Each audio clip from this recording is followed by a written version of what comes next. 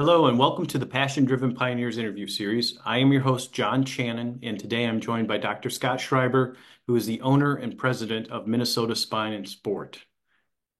Dr. Scott, thank you so much for joining us today. Thanks for having me. Would you like to kick us off with a brief background as to who you are, what you do, and then the business that you're in? Sure. Well, as you introduced me, I'm Dr. Scott Schreiber. I own Minnesota Spine and Sport. We are a chiropractic and rehabilitation and sports-based practice. So we do a lot of rehabilitation of injuries. We work with a lot of patients that have chronic pain, who have jaw pain, been in car accidents, work injuries, and we really focus on the individualized care component of care. Because what we've been finding is that patients are just kind of put on the conveyor belt into this mill where they're not really cared for as individuals, and their conditions aren't cared for as their an individual condition. So we really will take our time and figure out what's the root cause of their issues and provide appropriate treatment for those conditions. Okay, great. Excuse me. I know obviously you went to chiropractic school, so you're probably coming out with the idea of starting up your own business. But maybe tell us a little bit about what caused you to decide to pursue chiropractic school. Sure. Not real glamorous or anything, but I actually went to I went to undergraduate at the University of Delaware, and Blue I Hens, went in as was that? Blue Hens. Yes, Blue Hens. Yes, the only female mascot in the NCAA at the time. So yeah, we so went there, and I was actually went in as an engineering major, and while I liked math and sciences, I just knew it wasn't for me, and I just really had this gut feeling like I couldn't sit behind a desk my entire life. So, and again, I'm not knocking anyone that does, just wasn't for me. And I knew like at the time I was really into working out and staying healthy and that type of thing. I really liked the health care space, and so I actually got into dietetics was my next move into the healthcare. So I have my undergraduate degree was in dietetics and nutrition and focusing on sports nutrition. So then I went into as I was going through the program, there was if the patient had additional concerns or conditions, there was oh, we'll go back to their doctor, go send the patient back to their doctor. Then finally, one day I was like, well, I want to be that person that makes the decisions. So I looked into what this was my junior year in school by the time I decided this. So it was had to figure out what I needed to do, but what type of doctor I wanted to be. And so I was actually seeing a chiropractor at the time. I talked to him, and here I am, basically. So yeah, I mean, it was kind of an evolution. It wasn't just a straight shot. I always, I like the math and science side of things. I'm quite honestly not very artistic or can't play an instrument, or that's just not my thing. However, when it comes to, like I said, I like science. I like the analytical piece of this and putting the pieces together like a puzzle and everything like that. And I really apply that not only towards my patients, but also towards my business too. I like data, and I like looking at the numbers, and I really try hard not to make those emotional decisions, even with the patients, but also with the business side of things as well too. Okay, good. So you went to chiropractic college. You came out knowing that you were going to start a business. Uh, did they do anything to prepare you in college, chiropractic college, for running a business and operating a practice? So interestingly enough, they give you two business courses, which aren't great. They tell you, okay, yes, you have an LLC, you can have this, the kind of basics.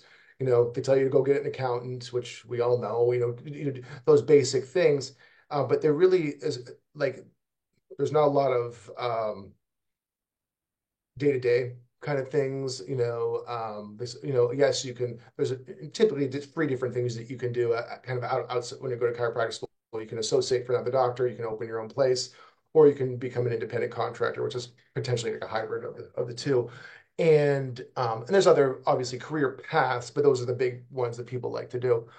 And like with myself, I knew I didn't have I don't I don't have an entrepreneurial background. My family was very um, get a job and stay there kind of a thing, for 30 years and then retire. So that they weren't very entrepreneurial. So I didn't have those skills. So I knew I needed to associate for another practice, for another doctor, so I can build those business skills, which was really helped me, and I really tried even getting into like the what I want to say, the closed meetings when I was an associate, trying to push my way in and just so I can sit there and observe and really pick up a lot of just the little tidbits and things like that, which when I decided to open my own business, which was um, gosh, 6 years ago now, and I'll get into that story, but where it was just time for me to go, and so then I did, and I had all that background information just because I volunteered to do the scut work, if you will, whatever they needed, I'd be there. I'd do it. You need me to do this, you need me to do that. So I'd be sitting in on the meetings for one thing, but I'm actually really in there picking up all sorts of other little tips and tricks with the business and everything like that. So talk about your first few years in business. You said you've been doing this 6 years, and talk about what your work-life balance was like at the beginning, and then has it changed since then? And if so, what were some of the things you did to?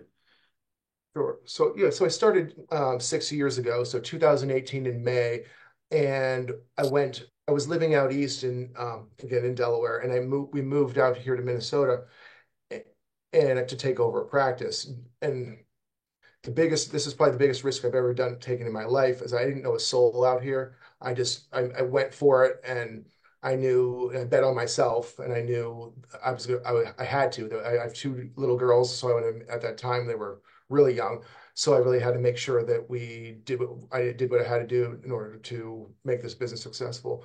Um, but between if we go back a few years, we had COVID in the middle of it all, and so we're chugging along, trying to make things work and trying to really really get out there in the community and everything. And then we just get smacked in the face with COVID, and that really took. I mean, we survived it, and here we are. And quite honestly, I mean, that really taught me a lot on the business side is what is really necessary, and on the personal side when it comes to the financial piece, what is really necessary to run a business. What can I do away from? Can I work and I can live on this minuscule budget just to survive? And that's what we ended up doing, and it really paid off because as we've kind of come out of all this, I know what it takes to run a business, and all the fluff that people kind of get sucked into various things and that type of thing, and what you need to do to survive.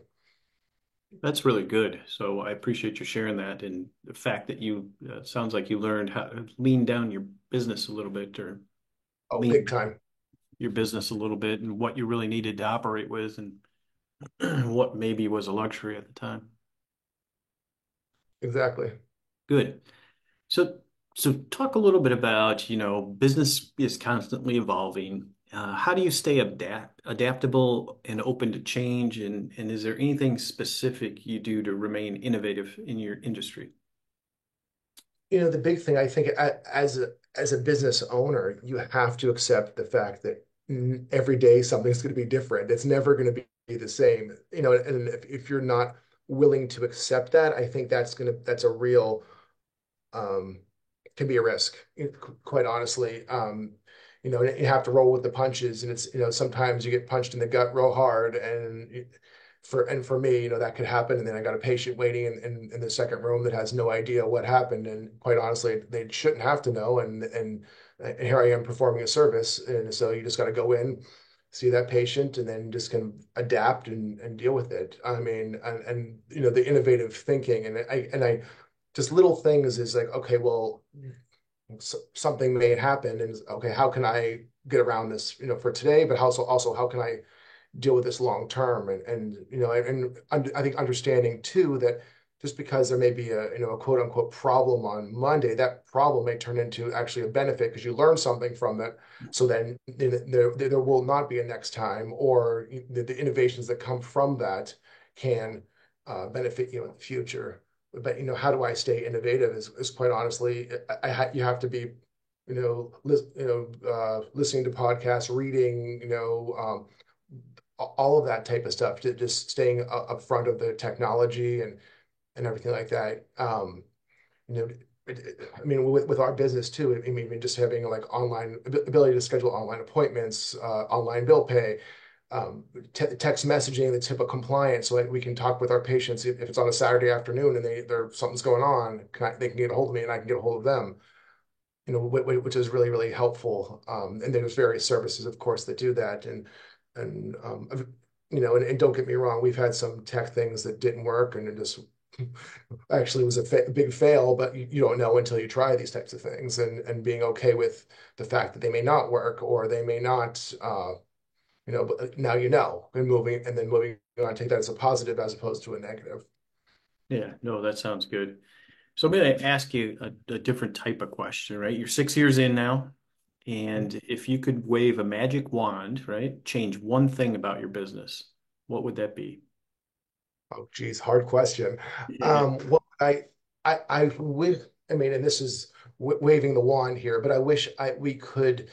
Um, I wish I would have known more about how important it is to be part of the community, because with COVID really took that out of the equation, and so our business we grew, but not nearly as much as when you're part of the community, and really, and that can happen a different way, a bunch of different ways. We have, of course, our on the medical side, different referral partners. We volunteer for community service type things, Chamber of Commerce, all those types of things that we really try to just be part of the community. And yes, we're here. The person that may be in front of us may not need our services at the time, and that's okay. But we're here just to help out with the local 5K or something like that. We like doing that, and quite honestly, I like giving back, um, just to my community, because the community has allowed me to grow and prosper. And quite honestly, I feel it's almost my duty to give back. So things like I'm also involved with our various on the chiropractic side. I'm involved with the local chiropractic school where what they call clinic CBI, which is clinical based internships, so they can send prospective students and students that are in their clinical internship phase to my clinic, and I'm basically their teacher and do that. I feel like that's a big give back. I don't get anything for it. I just like doing it, and different things like that. So just and also in the community, like I'm part of like the YMCA, was it community committee or something to that effect, just to help out with things that I feel passionate for.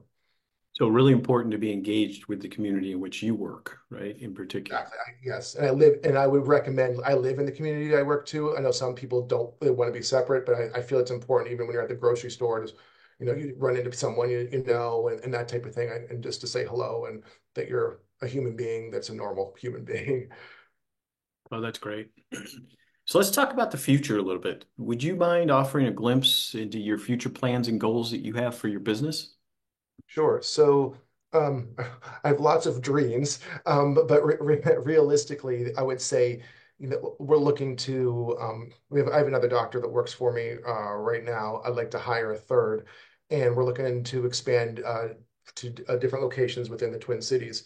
I don't want to get too big because I don't want to lose the individualized care piece. I don't want to end up being like the Walmart of healthcare, if you will. Nothing against Walmart, but you know what I mean. So I want to make sure that we stay true to our brand and true to our core values, which is really important.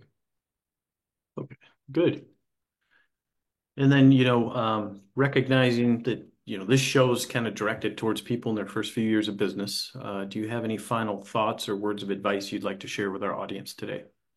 One of the biggest things that I did to really get some traction and with success is really having like a coach, and that can be.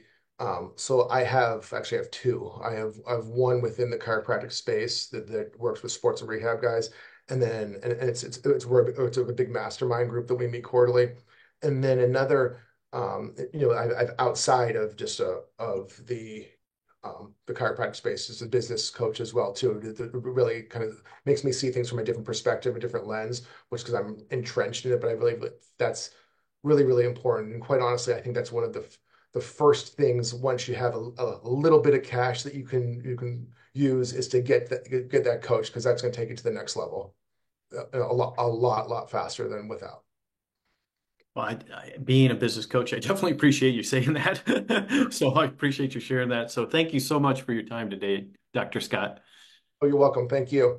Yeah, it was great to meet you and learn more about your entrepreneurial journey and also have you on the show as a medical person and share what that business building was like and how you went about that with the mentorship. And so that was awesome. Thank you. So to everyone watching, I look forward to seeing you in our next episode.